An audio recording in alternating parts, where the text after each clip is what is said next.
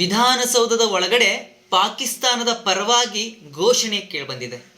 ಬಹುಶಃ ಇತಿಹಾಸದಲ್ಲೇ ಇದೇ ಮೊದಲು ಬಾರಿಗೆ ಇರಬೇಕು ವಿಧಾನಸೌಧದ ಒಳಗಡೆ ಪಾಕಿಸ್ತಾನದ ಪರವಾಗಿ ಘೋಷಣೆ ಕೇಳಿಬಂದಿರುವಂಥದ್ದು. ನಾನು ಆ ಘೋಷಣೆ ಏನು ಅನ್ನೋದನ್ನು ಕೂಡ ಪುನರುಚ್ಚಾರ ಮಾಡಲಿಕ್ಕೆ ಹೋಗಲ್ಲ.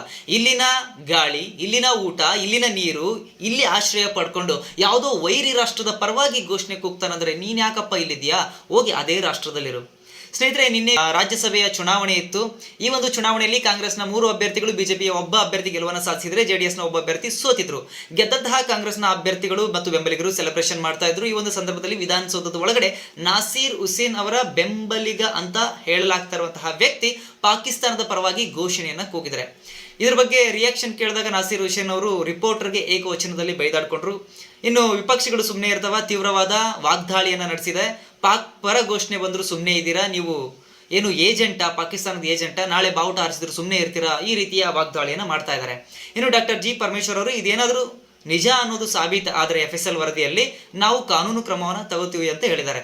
ಯಾರೇ ಆಗಿರಲಿ, ವಿರೋಧಿ ರಾಷ್ಟ್ರ ವಿರೋಧಿ ಹೇಳಿಕೆ ಕೊಟ್ಟಿದ್ದಾರೆ ಅಂದರೆ ಅವ್ರಿಗೆ ಕಾನೂನಿನ ಮಿತಿಯಲ್ಲಿ ಏನು ಶಿಕ್ಷೆ ಆಗುತ್ತೆ ಅದನ್ನು ಕೊಡಲೇಬೇಕು. ಇದೇ ರೀತಿಯ ಅಪ್ಡೇಟ್ ಮಾಹಿತಿಗಾಗಿ ತಪ್ಪದ ವಿಶ್ವಚೇತನ ಕ್ರಿಯೇಷನ್ಸ್ಗೆ ಫಾಲೋ ಮಾಡ್ಕೊಳ್ಳಿ, ಸಬ್ಸ್ಕ್ರೈಬ್ ಮಾಡ್ಕೊಳ್ಳಿ. ಮತ್ತೆ ಸಿಗೋಣ. ನಮಸ್ಕಾರ.